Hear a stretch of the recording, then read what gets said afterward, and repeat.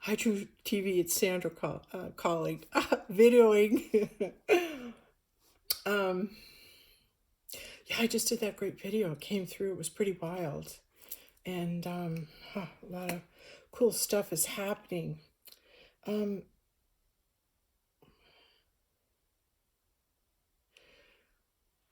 I wanted to make these videos because you had asked me what was coming through for you. And I just couldn't text it. It was too much. I just thought, no, why don't you just talk to him on video, and then we'll just delete these after. They'll have to go up public for a minute, but we'll view them and then we'll take them down quickly. Great plan, eh? This way I can talk to you as if you were here. I want to just go in for a minute because I want to be accurate in the retelling of the thought thread of when it started and why this is happening now. I'm going to go back to your video on the weekend. I watched it, and I know how it feels when you have to be a hammer for God. I know how it feels when you have to be the vessel that God speaks through to reprimand somebody or to set things straight. It's a really weird energy, and you don't expect it to happen, and it just comes upon you, and then you go, oh, why did that all come through me? That's not my normal nature. And then it's sometimes you have to stand up when a wrong is being committed and you're in the presence of it. Your purpose there as God's representative is to say, this isn't okay, or I don't like what I'm hearing, or stop saying that, like you've done something that's not okay, and I'm gonna call you out on it. That takes a lot of courage. And if you're driven or moved to do so, then you follow that, which you did. And I think that's why it took you 3 weeks to do it, is because you didn't want to. And so it's like, do I have to do this? Do I have to do this? And it was like, yeah, you do. And regardless whether it was the right or wrong thing to do, the purpose is if you were guided to do it, you did it. Now let the cards fall where they may. All right? And now pick up again on your spirit journey, which is to find out more and more about yourself. And I've got another piece for you, and I'm going to get to it. I was reading this on the weekend, and then it was for me. I picked a card, but it was number 11, which is a master number, and it was the North Shield. And I have this set of cards my daughter gave me, Sacred Path Cards by Jamie Sams, who I just found out is deceased. And I want to honor her and say, what wisdom! Oh my God, there's a native wisdom within her work that I'm only just discovering. I've had her medicine cards for years, but these cards are helping me to understand that my journey is sacred, that my journey is important. And I spend a lot of time worrying what other people will think rather than being grateful that it is different. And people can make what they want of it, but the courage to share your journey with others, especially when it's a mystical, magical, fantastical journey that is out of the ordinary, and it makes it all that much more miraculous. And I think it's being in the unfolding of it and allowing the miraculous to transpire in our lives, especially at this time when we're needing extra support and guidance to go forward and do God's work. And when I pulled this card, I really had to sit with the wisdom and gratitude, because the North Shield is the white buffalo.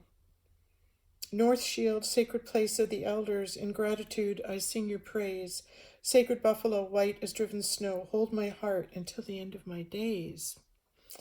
It's very sacred. It's like the white elephant, the white buffalo. So I felt the one I felt when I got to a certain point in the card.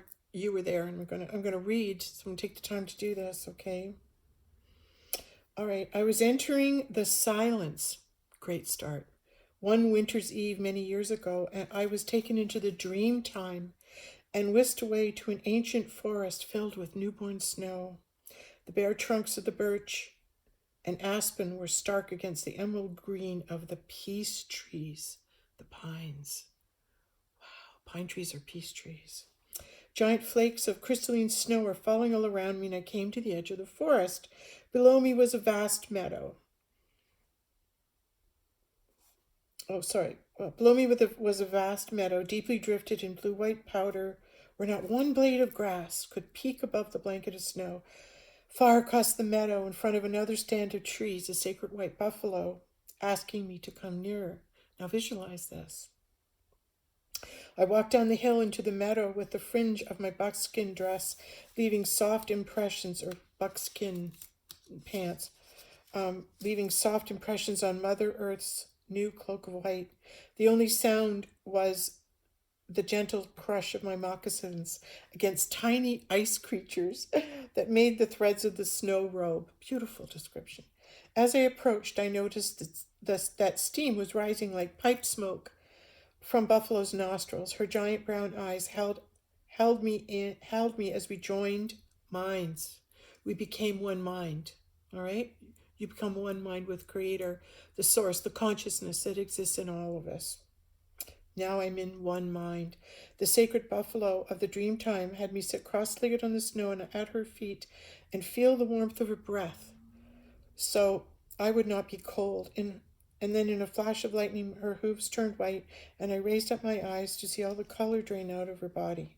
Her eyes turned the color of summer sky, a cornflower blue. Her horns became silvery white, and she spoke my name. Midnight song, follow my horns skyward to the council of elders for the teaching of the North Shield. She commanded, there you will be given 3 trials that lead to wisdom, and you will know the lessons of the sacred white buffalo. I turned my eyes skyward, and the scene suddenly changed. I was sitting in the south of a great council fire. This circle of elders numbered over 200. In the center of the wheel was a blazing fire that lit the faces of the ancient ones, so that I could see the expressions on their sparkling jet black eyes. One of the grandfathers in the north of the wheel told me to walk the fire and stand in the center of it. I obeyed, and I was not burned. Then that grandfather spoke to me and said, all 3 roads of the North Shield are walked many times, and each path is tempered by the fire of experience.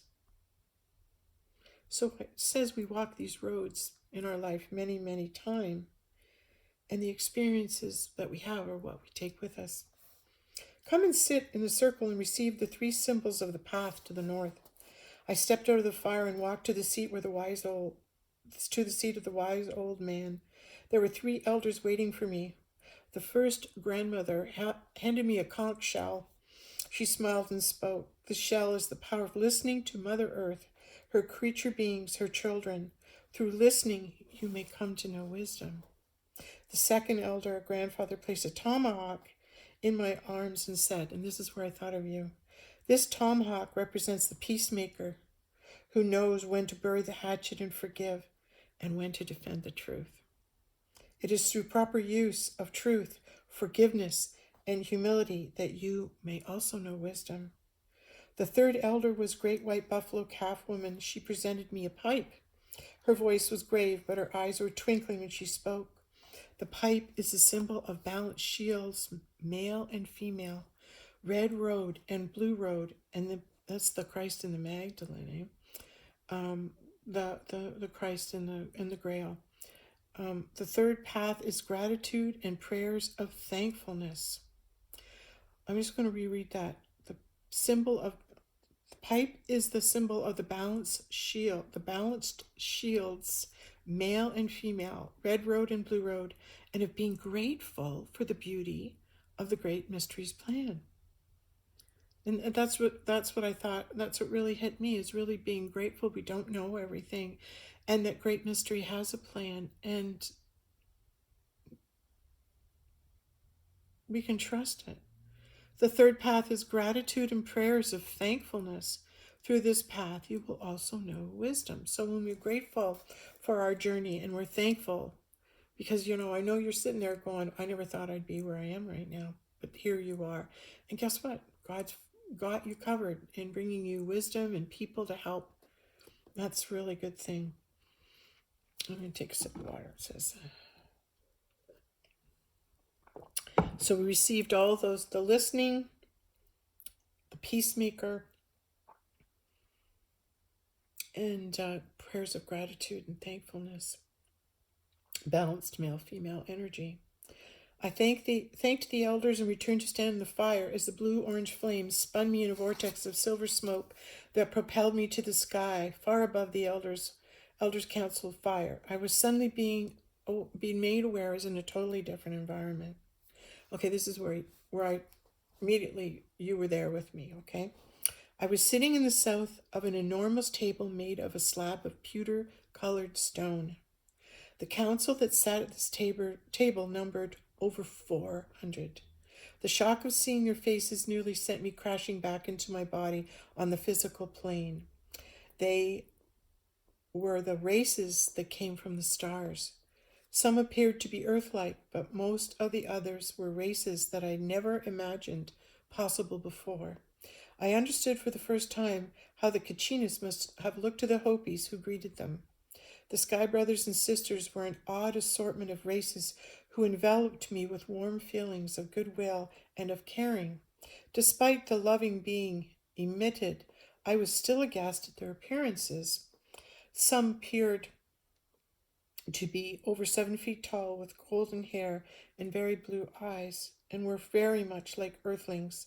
Others were 3 to 4 feet high with enormous eyes that were all jet black, with light bulb shaped heads and web-like feet.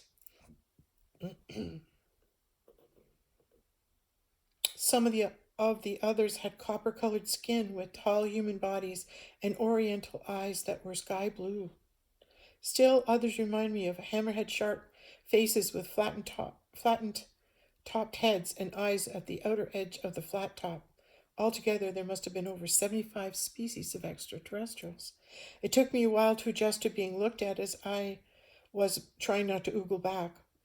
A being in blue-gray skin, bald head, and pointed ears was sitting at the north of this galactic round table. He rose and spoke to me, giving me information about what I was to accomplish during this Earth walk. He told me things about my personal records in times past and why I was to release the records that held the understanding of the red race. I looked around the table and smiled at each being, seeing past the outward appearance until I understood the inner beauty of this variety of races. The sacred plan, the sacred path of universal wisdom has to do with our ability to accept the unusual or bizarre with grace and understanding. I was stunned to see a few faces that were actually part of Earth's history. It was an astounding vision, and I was endowed during that time with a profound understanding of what it is to be a universal being rather than a limited identity. I found that beauty is in the eye of the beholder, and that all races of our universe are ready to assist us. I committed the wisdom I had been given to memory and bid the spirit council goodbye as I was engulfed in a whirling smoke of silver energy that returned me to my body.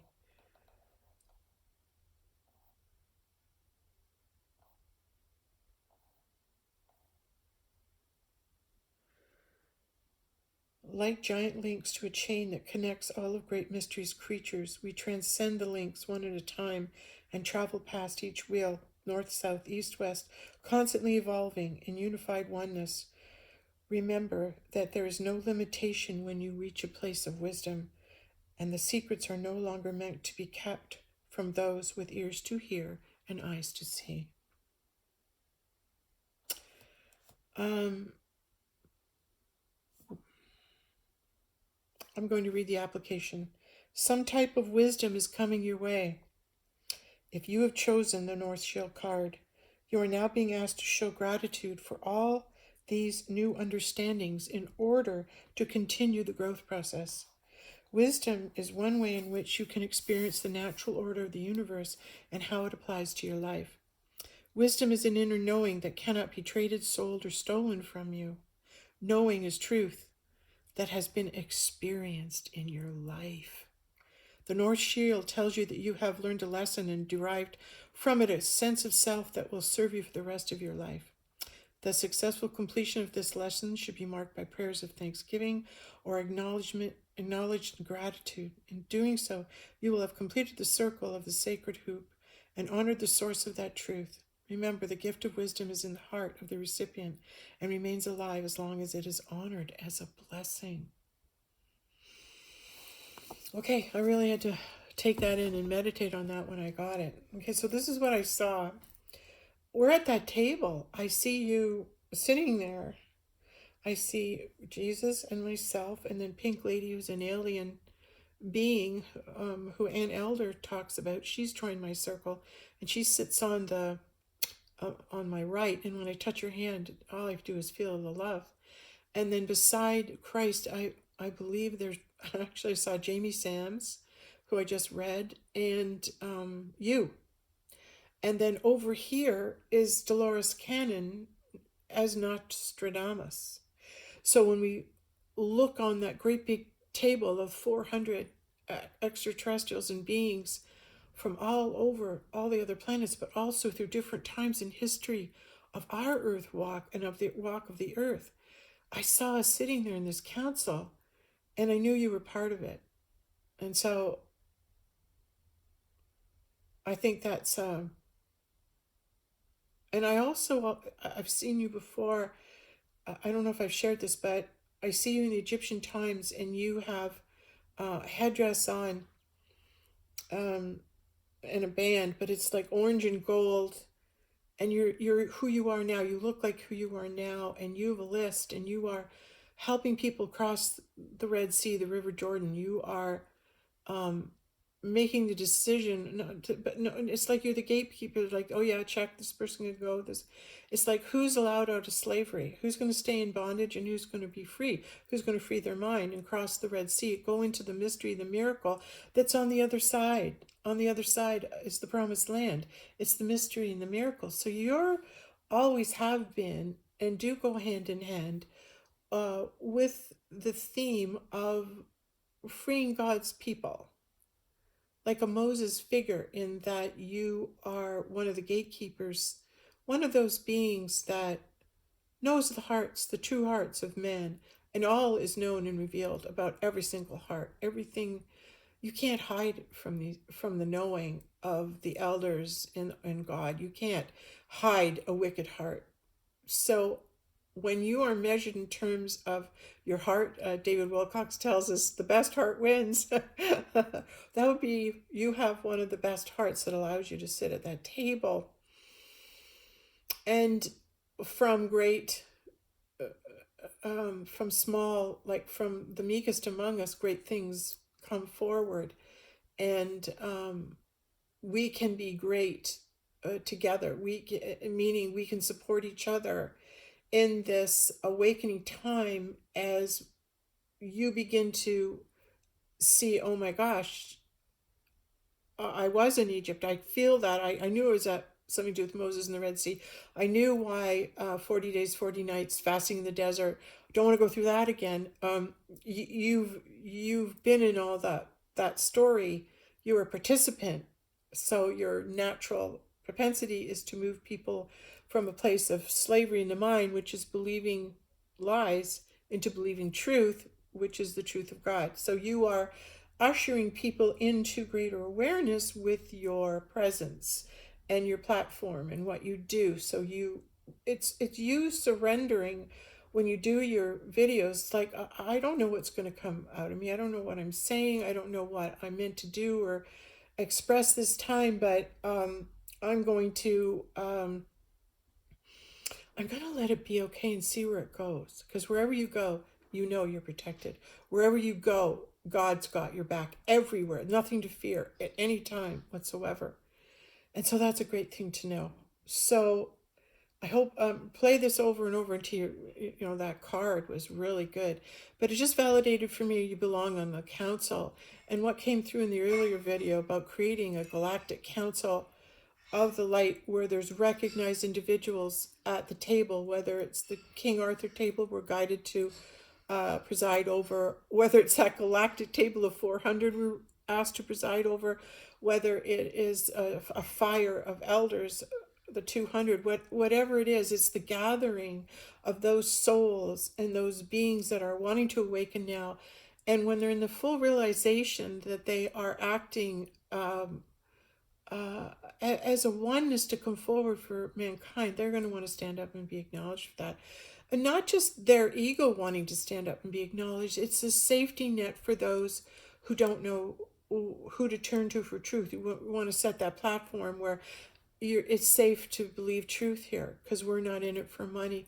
We're not in it for any hidden agenda other than to move mankind forward and to be a voice, a beacon, a lighthouse of the truth of God. So this is what we are clear on, what we share as a motivation. And I don't know where we're going to go with all of this, but we'll just let it unfold. We'll just see what happens. But for me, I'm very comfortable making a video rather than to sit and text, try to get all my ideas over to you. This just seemed like an easier way today. So I'm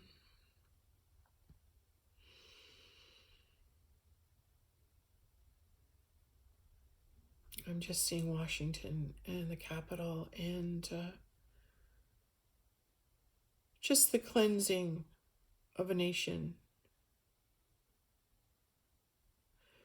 that's been hobbled, brought to its knees by the dark, and due to the fortitude and the strength and the character of the cowboy and those who built the West, and how the West was won. We're calling on all those patriots, all those people to, from the ashes of a country, to rebuild it, and to rebuild that country where we all agree that we are agents of God, that we will construct God's kingdom on earth, and we will allow Spirit and God to dictate that kingdom. And we'll take that authority, we'll take that objective forward. And we do this by trusting ourselves, that this is what we're meant to do. And also, here's the other thing, when you've got someone else to do it with that believes you, it becomes, you can be two kids in the kingdom, and you can just say, hey, you want to play a game? You want to do something really fun? Let's recreate the Knights of the Round Table. Okay, let's do that. Let's bring them all together. How are we going to do that? I don't know. But we're going to try. We'll just be open to doing it. And then let universe and spirit show us how we're going to do it. That's how it works. That's what makes it fun. You can receive a thought or an idea, but then when you approach heaven or you approach the 5D as kids, it's like, do you want to come out and play? Do you want to come out and play Holy Grail and Jesus? Really? Yeah. Do you want to be a leader? Do you want to acknowledge that in the past, there was that God connection, and we were made that connection possible when you were that Aztec God. I'm going to get to learn to pronounce the name of it better and to study it more, which we will. But I started telling you in the video before about Sedona, and I'm hearing you want to hear the story of it. Okay, I'll tell you. I went to that conference at Academy of Future Science, and after we ended up going to the conference, we ended up driving to Sedona and spending the night in a hotel. Now, that was the first time I'd ever been to Sedona. It's 2424. My end of my phone number is 2424. And my friend who drove me there became fast friends with me. We slept overnight in this hotel. She brought her dogs, and it was just great. We're in a dog hotel. And when my head hit the pillow that night, the presence of God was upon me, And all night long, it was like I was in this cocoon of suspended sleep, suspended awareness, consciousness on one thread. And the voice of God came to me and said, "Do you want to know your totality?" And I said, "Yes, I do want to know my totality." And then God took me through the lifetimes where I have been his face for love for all the Christ. So every time Christ walked the earth, he would send me, the Holy Grail, his daughter, to reflect God, to be the love of God, so that loneliness would dissipate and the Christ wouldn't feel lonely anymore. He had someone to mirror God, and that recharged him and allowed him to go and do what he was here to do. And this is what we're unearthing, this divine connection to the divine goddess feminine. We're resurrecting her role. We're acknowledging that this monogamy, this celibacy, this one male process isn't working, and there's an end to it. Now we're going to enter into the connectedness of our totality of our spirit, which involves male female. So moving forward, we will create in our mythology the adopting of the male female counterpart, and the acknowledgement that when you choose to walk the path of Christ, you choose to pursue that which is the mystery and that which is the illuminated spirit, the spirit that has received the wisdom, that is born of the Virgin, which is in our heart center. We release our animal nature, we move into our heart center, our spiritual nature, and we become that born again, that Christ story. We become the Christ story. And this Christ story will start happening to you in your life. I know that's crazy that I said that, but I've lived that. I have the knowing and the experience of it. And I'm wanting to share more, but this is coming on long enough. So I'd love to, in the future, keep doing this because it's easy to for you to see me and hear me, and it's like we're sitting together talking in the same room. And by the way, the more that we are in each other's frequency, that we're watching and communicating, that vibration elevates and more wisdom is received, more truth is received. I think that's all for now. So yeah, between the two videos, yeah, you got to let me know. Do you want me to leave this up or should I take it down? Make some notes if maybe I'm to take it down, because I did mention someone's name previously too. So, but we'll see. We'll ask God. Let's leave it to Creator God Source to guide us whether these videos stay up or down. But it makes it real, doesn't it? Doesn't it make it human to human, the connection of God reaching out to another light of God, and how that honest conversation transpires, and how when we speak from our heart that we are able to know truth.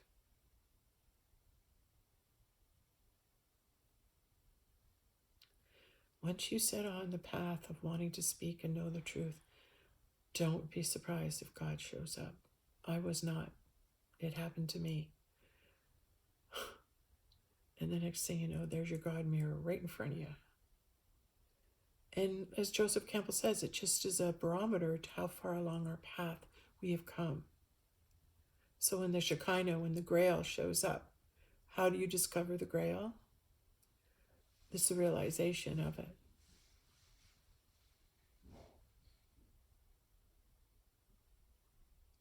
Right? We'll talk soon. Thank you.